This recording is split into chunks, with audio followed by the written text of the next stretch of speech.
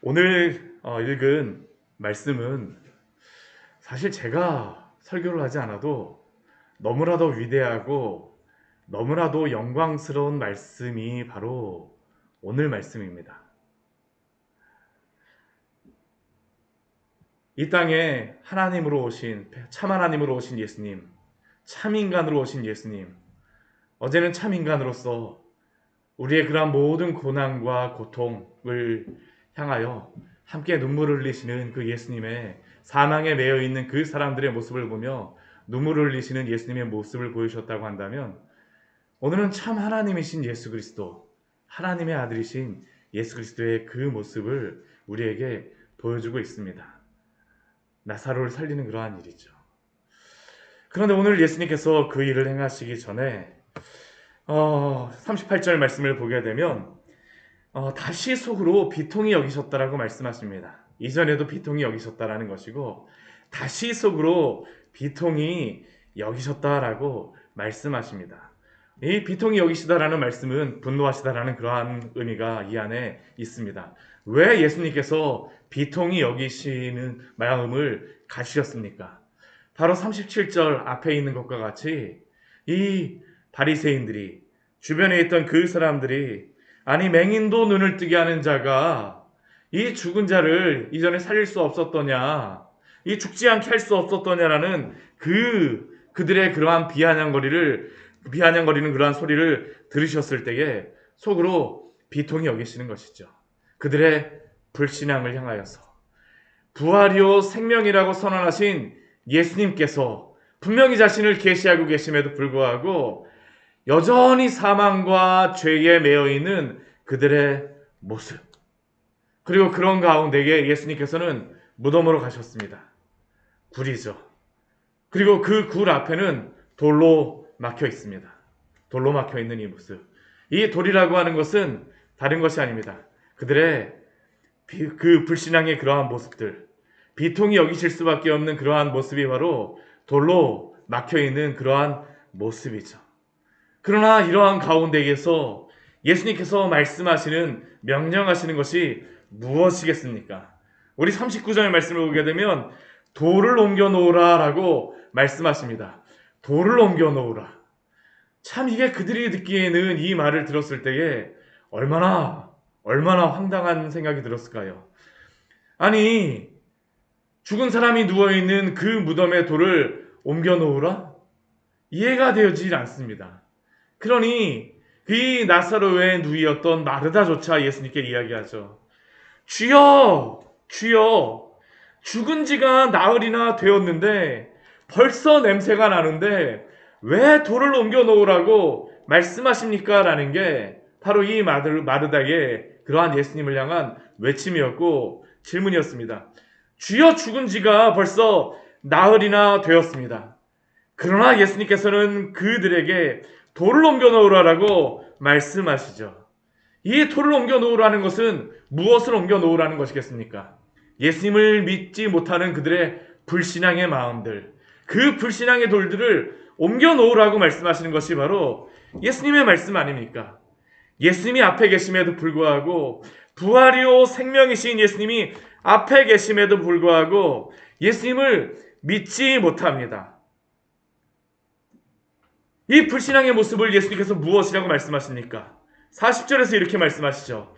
내가 믿으면 하나님의 영광을 보리라.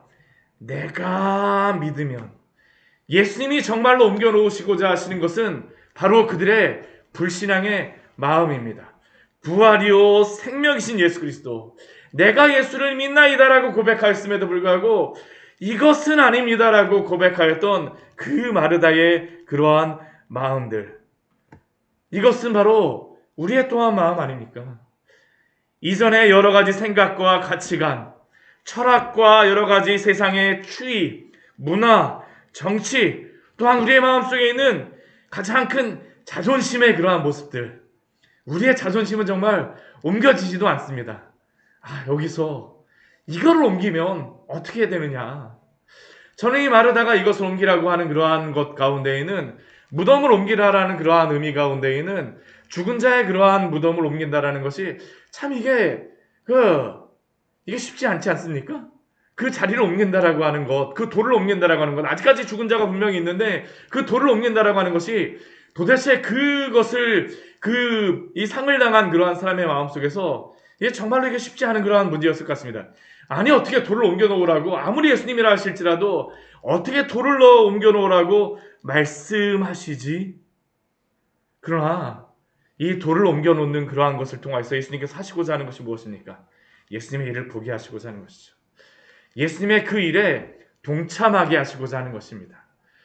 우리가 예수님이 그러한 모든 일들을 다 하실 수 있습니다. 죽으신 자를 살리시는 예수님께서 말씀 한마디면 이 돌을 왜 못 옮겨 놓으시겠습니까? 옮겨 놓으실 수 있는 분이시죠. 그러나 예수님은 우리의 손과 발을 사용하기를 원하십니다. 당신의 그 일에 동참하게 하심으로 말미암아, 당신의 그 일에 함께하게 하심으로 말미암아 우리로 하여금 믿게 하기를 원하시죠. 이 돌을 옮겨놓은 사람들은 적어도 그들이 부인할 수 없는 것은 무엇입니까? 이 돌 뒤에 죽은 자가 있다라는 것을 부인할 수가 없습니다. 그들은 그 돌을 옮겨놓으면서 그 돌 뒤에 누워있는 그 나사로의 그 뚫뚫 말려진 그 모습을 볼 수밖에 없죠. 누워있는 그러한 모습.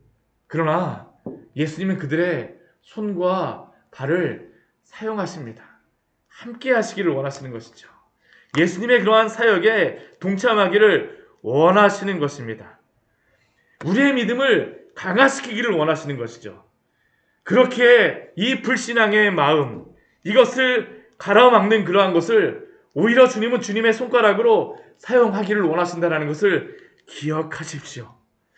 그러면 이러한 것을 통하여서 주님은 무엇을 보여주고자 하시니까요? 우리 40절 말씀, 내가 믿으면 하나님의 영광을 보리라. 주님을 믿으면 오늘도 주님께서 당신의 영광을 보게 하시는 줄 믿습니다. 우리의 불신앙의 마음을 치우게 되면 주님이 일하시는 것을 우리는 보게 되어질 것입니다. 우리가 주님을 신뢰하게 되면 주님께서는 당신의 일들을, 그 일어나는 것들을 우리로 하여금 보게 하실 것입니다. 내가 믿으면 하나님의 영광을 보리라. 내가 믿으면 하나님의 영광을 보리라. 그리고 예수님께서는 기도하세요. 무엇이라고 기도하십니까? 우리 41절 말씀을 보면 돌을 옮겨놓은 그러한 모습을 보시고 또한 하늘을 우러러보시며, 눈을 들어 하늘을 우러러보시며 하나님께 기도하시죠. 아버지여, 내 말을 들으신 것을 감사하나이다. 항상 내 말을 들으시는 줄을 내가 알았나이다. 지금 예수님께서 이렇게 말씀하시는 것은 하나님이 듣지 않으신다는 것, 이렇게 크게 기도하게 되면 하나님이 더욱더 들어주시기 때문에 이렇게 기도하시는 걸까요? 아닙니다. 예수님이 크게 기도하시던, 예수님이 작게 기도하시던 항상 하나님이 예수님의 그러한 말씀을 들으시는 줄, 그 친밀한 교제 가운데, 삼위 하나님의 그 사랑의 교제 가운데 계신 것을 예수님은 항상 알고 계십니다. 항상 그것을 누리고 계세요. 그런데 이것을 이렇게 기도하시는 이유가 무엇입니까? 아버지께서 나를 보내신 것을 그들로 믿게 하려 함이니이다. 바로 그들로 하여금 믿게 하시기 위하여서, 그 주변의 모든 사람으로 하여금 예수님과 하나님과의 그 친밀한 관계, 예수님이 바로 하나님의 아들이심을, 신성을 가진 자이심을 분명히 보여주시기 위함이 바로 이 기도의 그러한 기도입니다. 그리고 이 기도를 하신 다음에 이 불신앙의 돌들도 아직도 여전히 막혀있는 그 사람들이 그 가운데에서 예수님께서 무덤을 향하여 외치십니다. 우리 43절 말씀, 우리 큰 소리로 같이 한번 읽어보도록 하겠습니다. 이 말씀을 하시고 큰 소리로 나사로야 나오라 부르시니, 나사로야 나오라 부르시니, 이렇게 큰 소리로 부르시는 이유가 무엇이겠습니까? 저는 두 부류의 사람을 향하여서 부르시는 것이죠. 첫 번째는 누구겠습니까? 나사로입니다. 죽어있는 나사로에게 나사로야 나오라. 그리고 또 누구에게 이 말씀을 하시는 것이겠습니까? 그 주변에 있는 모든 사람들에게 말씀하시는 것이죠. 주님을 믿는다라고 하면서도 생명이요 부활이신, 부활이요 생명이신 주님을 믿지 못하는 그 사람들에게, 너가 하나님의 아들이냐라고 비아냥거리는 사람에게, 나사로야 나오라, 그 돌문으로 막혀있는 그 모든 사람들에게 나사로야 나오라라고 외치십니다. 그리고 이렇게 주님께서 외치셨을 때 그 결과가 무엇일까요? 나사로가 나옵니다. 나사로가 나와요. 놀라운 것입니다. 어떻게 이 나사로가 나올 수 있겠습니까? 주님의 음성을 들었기 때문이죠. 주님의 음성을 들었기 때문입니다. 그 예수님의 말씀을 듣자 죽었던 자가 살아났습니다. 이것은, 이 죽은 자를 살리시는 것은 사람에게 속한 것이 아니라 오직 예수님만이 하실 수 있는 그러한 일임을 분명히 보여주시는 그러한 표적입니다. 그 앞에서 많은 사람들이 있었죠. 마리아와 마르다, 또 유다의 그러한 유대인들이 많이 그 앞에 있었습니다. 이전에 이들은 예수님이 오시기 전에도 그 앞에서 울며 불며 얼마나 외쳤겠습니까? 오빠, 나와야지. 아니, 나사로야, 왜 거기에 누워있니? 얼마나 많은 사람들이 울부짖으며 울었겠습니까? 나흘 동안 애곡을 하며 곡을 하고 구슬프게 오르고도, 그러나 나사로는 움직이지 않습니다.